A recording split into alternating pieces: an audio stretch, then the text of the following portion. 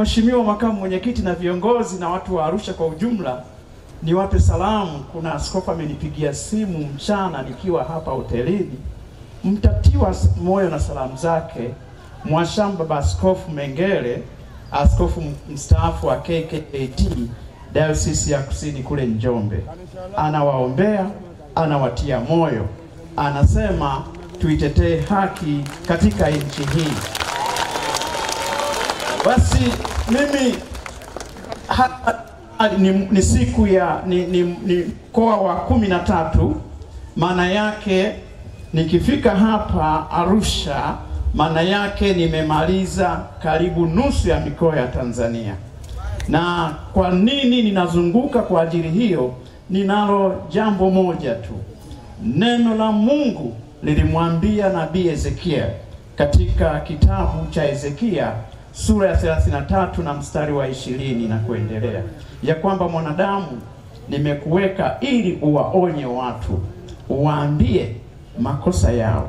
Usipowaambia wewe wakifanya makosa, utadaiwa. Lakini ukiwaambia wasiposikia, damu yao hautadaiwa wewe. Nami kwa niaba pia ya viongozi na maaskofu wengine na viongozi wengine wa dini, hasa kwa niaba ya kanisa, ninazunguka nchi nzima kuwaambia Watanzania ili tusidaiwe kama kanisa. Hatukudaiwa wakati wa uhuru. Padri wa kanisa Katoliki Father Welsh, wakati wa Tanganyika wanahangaika, alimuita baba wa taifa Julius Nyerere, akampa siri ya kudai uhuru wa nchi hii pasipo kumwaga damu. Ndipo Julius Nyerere akazunguka nchi nzima ya Tanganyika wakati ule, na kaenda Umoja wa Mataifa. Tanganyika ikapata uhuru pasipo kumwaga damu katika ukanda huu wa Afrika. Ndio wajibu wa kanisa kutetea haki na kusimama kwa niaba ya wananchi, kusema mahali ambapo watu wengine hawawezi kusema.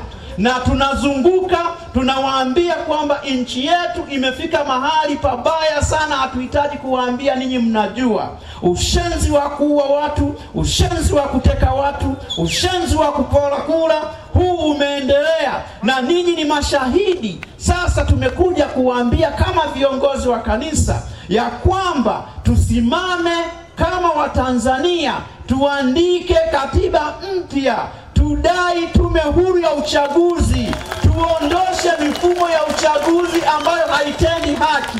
Tusipowaambia sisi tutalaumiwa, lakini kwa sasa tumewaambia hatutalaumiwa.